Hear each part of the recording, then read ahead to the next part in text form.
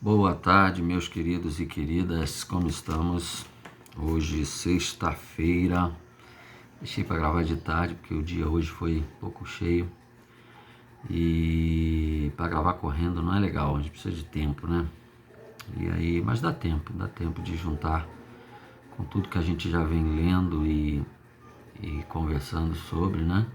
Segunda, terça, quarta, quinta, hoje sexta, amanhã tem mais um texto.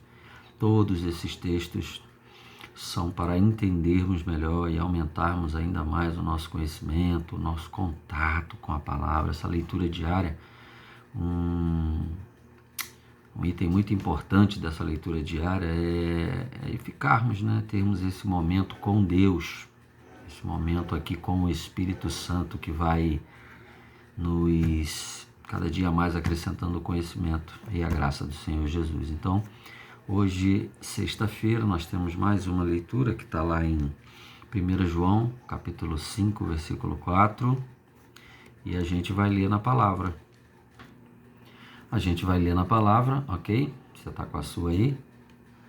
É bom esse contato com a palavra, isso é muito bom, esse contato com a palavra, você ter ali uns minutinhos para ter esse contato, essa leitura da palavra, dessas letras sagradas. E a palavra de Deus diz lá no capítulo 5 de 1 João, no versículo 4: o que é nascido de Deus vence o mundo, e esta é a vitória que vence o mundo, a nossa fé. Reparem que esse versículo é pequeno, mas ele é separado ali em duas partes, por um ponto e vírgula. E ele diz assim, de novo: o que é nascido de Deus vence o mundo. Essa é a primeira parte.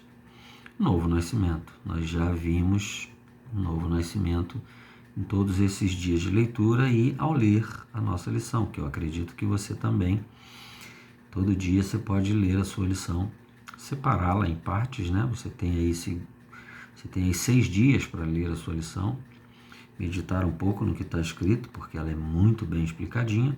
E essas leituras diárias, eu tenho certeza que você vai fazendo essa ligação, né?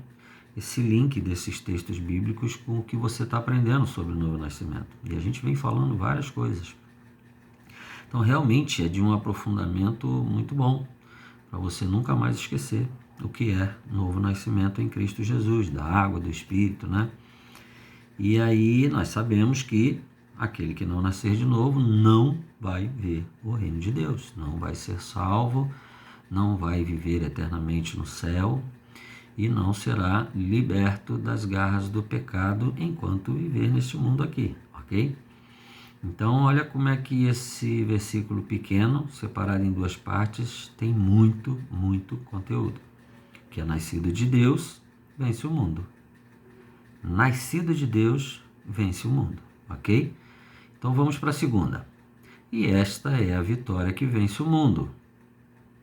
2 pontos, a nossa fé. Na segunda parte diz que a vitória que vence o mundo é a fé. Mas na primeira parte diz que o que é nascido de Deus vence o mundo. O que é preciso para nascer de Deus? Ter fé. E o que é fé? Fé é amor. Que isso, Leandro? Fé é amor? É, fé é amor. Eu também já disse para vocês, no entendimento de amor, que amor não é sentimento, né? Amor não é algo que a gente só pensa nele, só fala ele. Não. Amor é obras, amor é movimento, né? Amor é suor, amor é carregar peso, amor é sofrer, amor é chorar, amor é sangrar, né? Amor é fazer algo pelo próximo. Fazer algo pelo próximo, porque o amor só se concretiza quando há um próximo. Eu tendo uma ação boa, fazendo algo em prol do meu próximo, né? Assim como Jesus fez por todos nós. E Jesus sangrou, Jesus carregou peso, Jesus suou, Jesus foi humilhado, mas não desistiu, né? Jesus foi caluniado, mas não desistiu. Isso é amor, meu irmão. Amor não é dizer assim, eu amo tanto fulano. Não faz nada por ele, né? Amar o próximo, que Jesus falou para amar o próximo, não é você, eu amo. Não faz nada por ele. Se você puder, você evita até o contato. Isso não é amar, meu irmão. Isso não é. Amor, você diz, por exemplo, eu amo a minha mãe.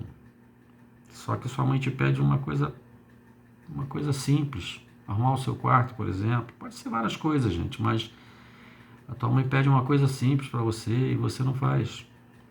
Uma coisa que é necessário. Ou só porque ela quer. Ela é sua mãe. Você a ama. Você não faz. Amor é obediência. Amor é honra, né? Porque obediência também, às vezes é por medo, né?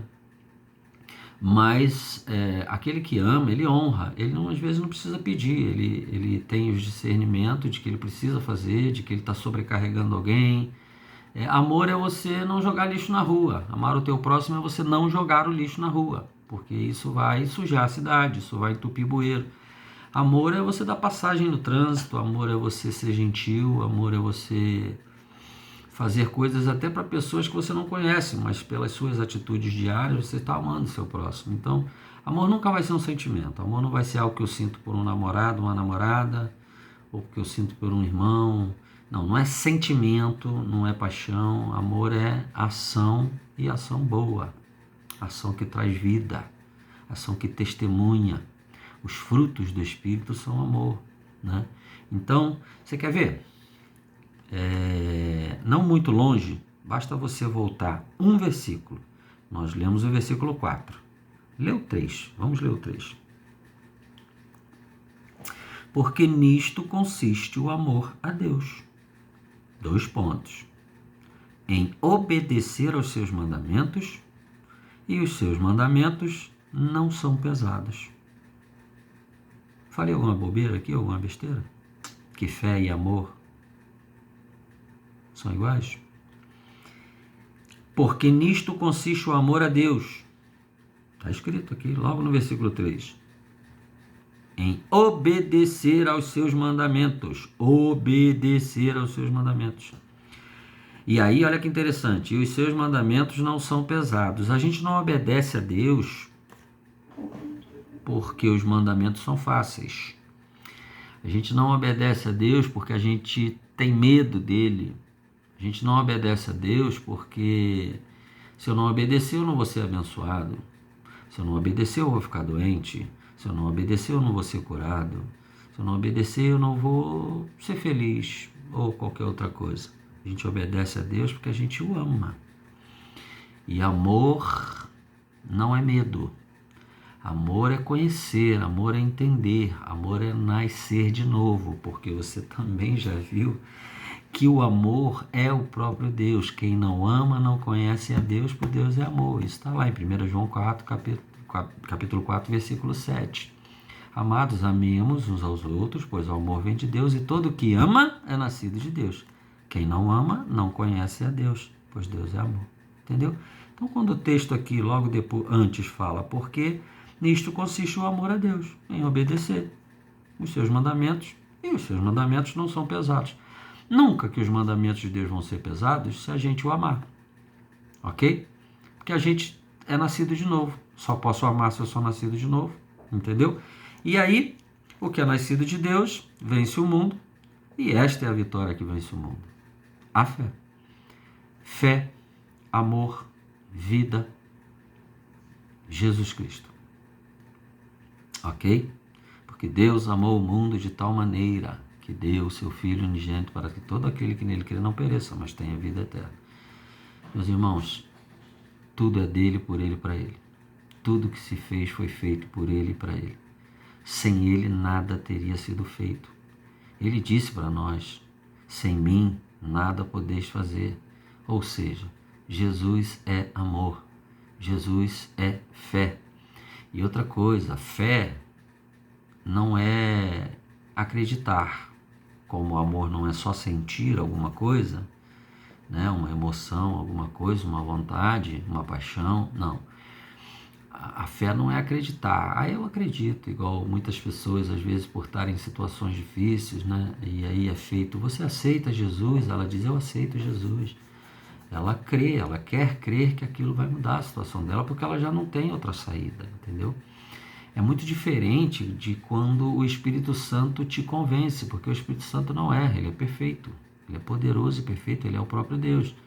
E ele te convence que você é um pecador e que você carece da graça, porque você vai ser julgado. E se você não for absolvido, né, se Deus não te libertar, você vai morrer. E morrer eternamente. Eternamente. Inferno. Entendeu? Então é muito difícil e a pessoa aceitar Jesus por causa de uma situação que ela se encontra, seja ela material, emocional, qualquer outra coisa, né? Física, é muito diferente da pessoa que aceita porque ela foi convencida pelo Espírito Santo que é pecadora e que carece da graça de Deus. E aí o que acontece? Quando essa pessoa começa a entender isso, ela se arrepende do pecado. Ela se arrepende da sua natureza pecaminosa. Ela entende que ela precisa de salvação. Então ela só tem um caminho, Jesus Cristo. Então ela começa a crescer no conhecimento, na graça, e o Espírito Santo a conduzindo neste caminho. Então aí acontece o novo nascimento, ok? O novo nascimento não acontece quando a pessoa fala, eu aceito Jesus. Não, o novo nascimento é um processo onde a pessoa ela muda a sua mente, ela muda as suas atitudes, ok? E isso requer uma ação individual. Como eu já disse para você e vou repetir de novo, Deus não estala os dedos ou manda um raiozinho e você passa a ser nova criatura. Não.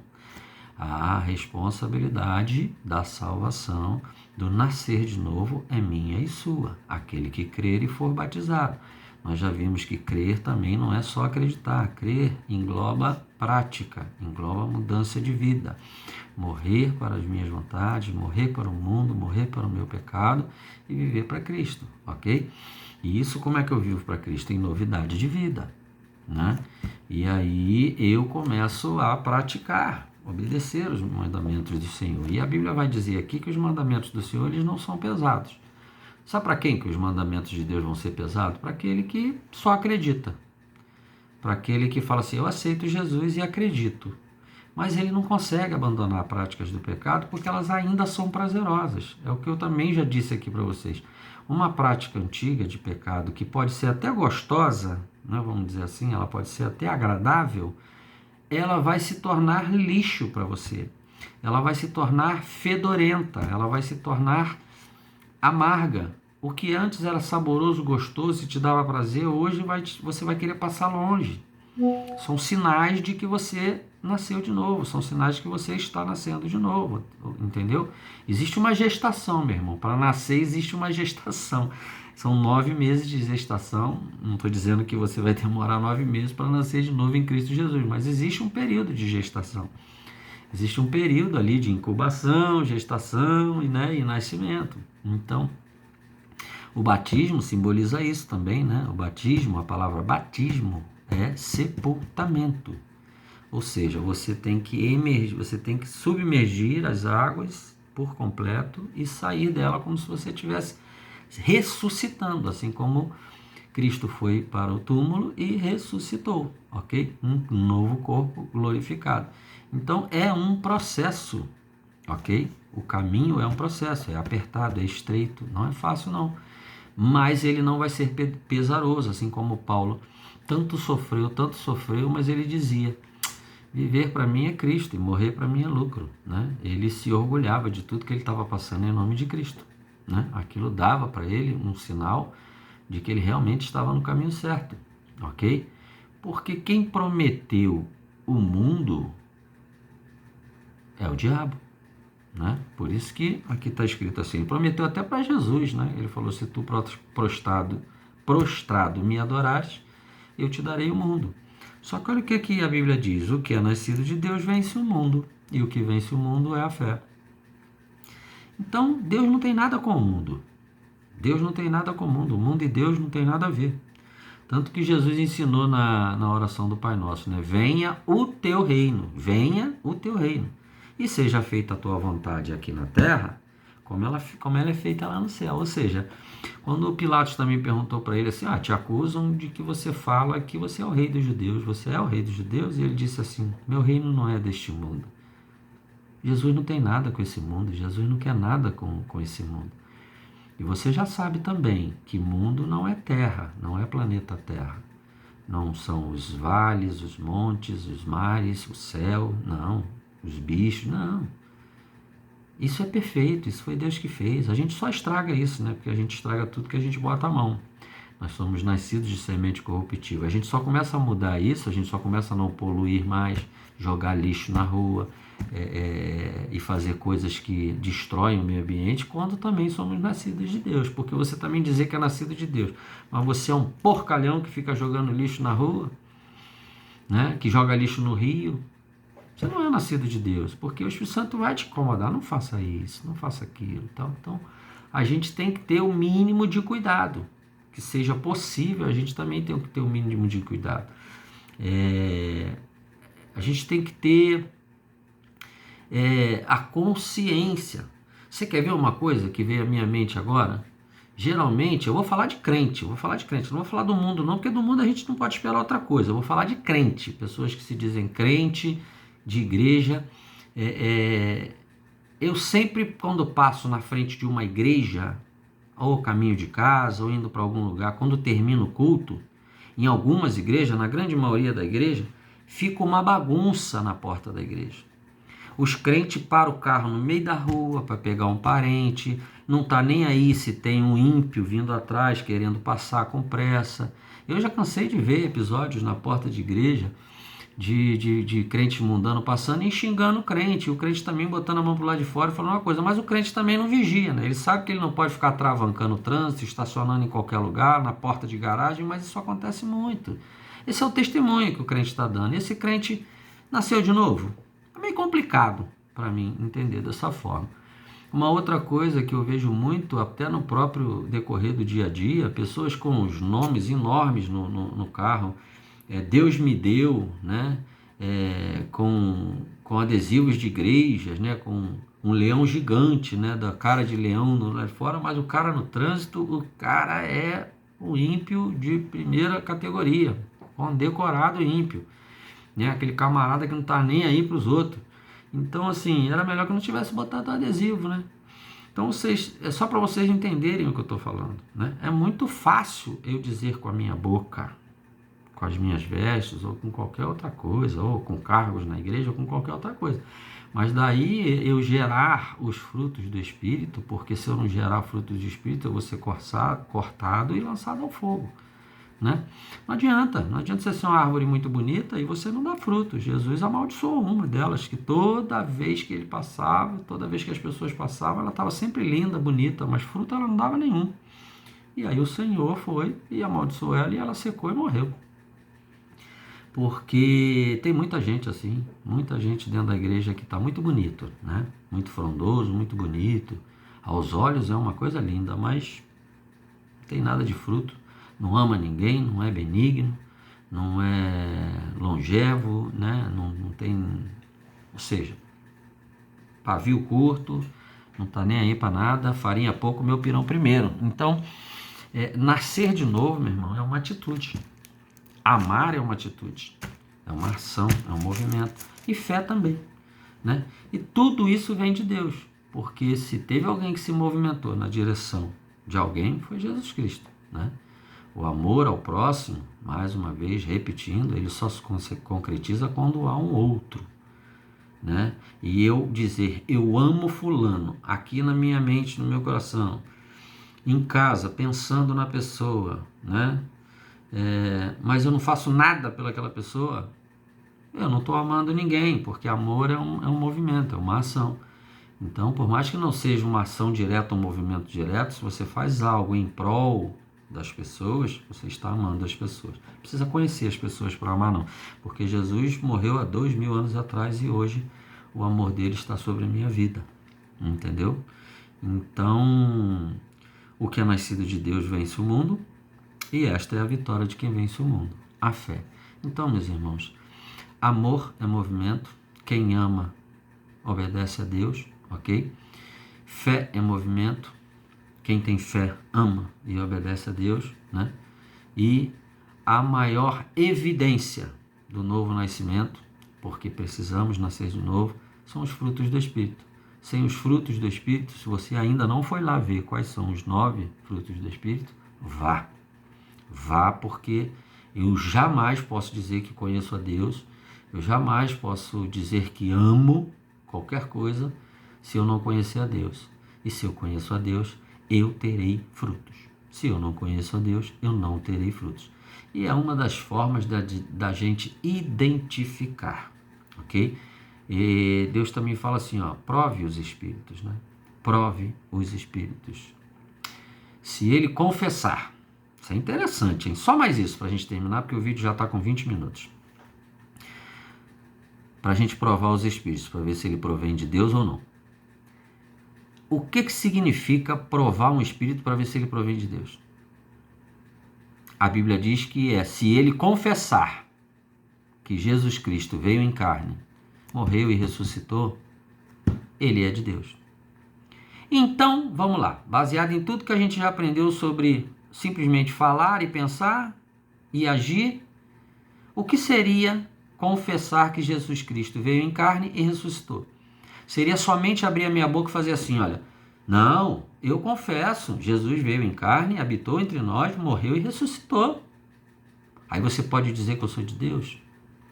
Tem muita gente falando isso aos cotovelos, mas cometendo adultério por trás, roubando e fazendo barbaridades dentro de casa com os filhos, com a mãe com os filhos e por aí vai. Você está entendendo? Confessar que Jesus Cristo veio em carne e ressuscitou, e habitou entre nós e ressuscitou, é nascer de novo. São todas essas ações que vão testemunhar aos olhos das pessoas, elas vão ver, vão vivenciar e presenciar isso na tua vida. Não é o que eu falo, é o que eu vivo. Realmente vai deixar bem claro que eu creio que Jesus veio em carne, morreu e ressuscitou por mim. Ok? Porque senão eu não vou ver o reino de Deus. Não é falar, é viver, é externar, é transformar em ações, em vivência, em prática, o que Jesus Cristo veio e ensinou. O verbo vivo que se fez carne e habitou entre nós. Eu acho que você entendeu que não basta falar e não basta pensar. Tem que agir, movimento e obediência, ok? Eu tenho sido muito enriquecido com tudo isso que a gente tem feito. Todos esses dias lendo aqui e explanando tudo isso, né? São coisas que eu já aprendi há muito tempo. Eu vou fazer 50 anos esse ano, então há muito tempo que eu estudo sobre isso.